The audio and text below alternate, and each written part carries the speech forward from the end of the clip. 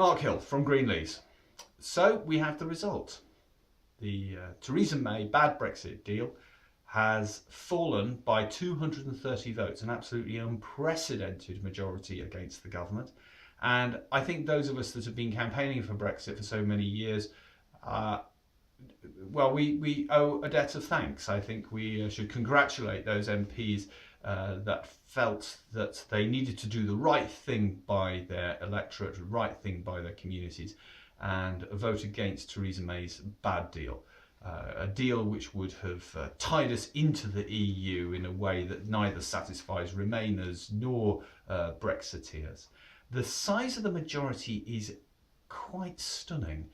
It would require 115 MPs to change their minds, and realistically that means that it has to secure at least abstentions from Labour votes if it's Labour MPs if it's going to be represented. It is too dramatic a majority for the government to continue its present course unless it's got support from the Labour leadership, and that presents electoral problems for Labour.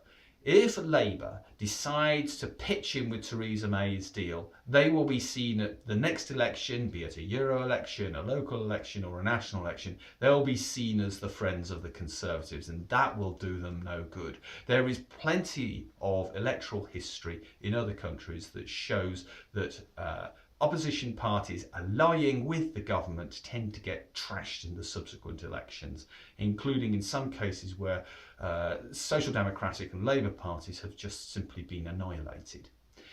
Now it's claimed, and it's been now on Labour Party TV, that no deal doesn't have a parliamentary majority. The reason why they're claiming that is that there was a small single digits, I think it was 7 MPs majority in favour of a minor amendment to the finance bill about preparations for no deal. The truth is that within the Commons there is much stronger opposition to Theresa May's deal and to any of the likely alternatives such as Norway and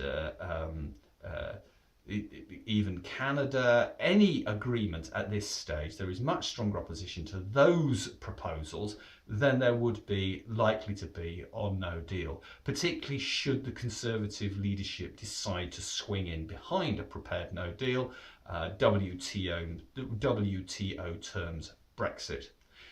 The alternatives are all pretty grim.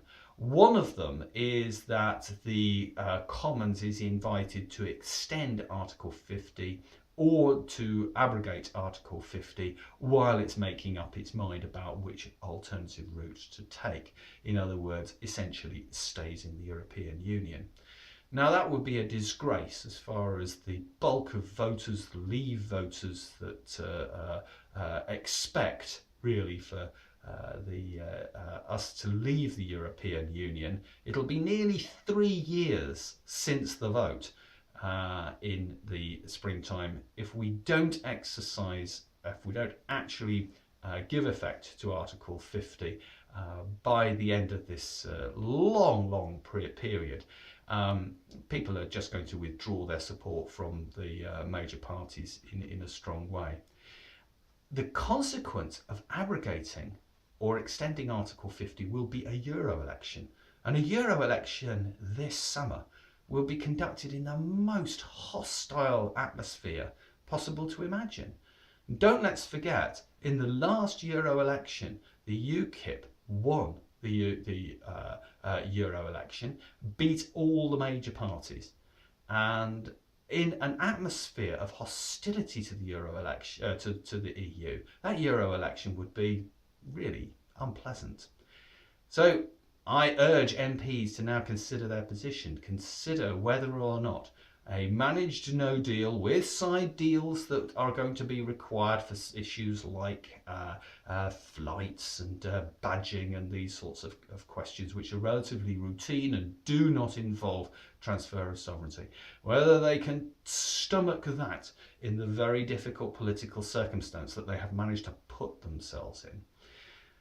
But overall, I'm very happy. And as I say, I think we should congratulate the majority, the 230 majority that we've seen tonight, all of those MPs that managed to create this crisis for this clacked out Tory party and its government.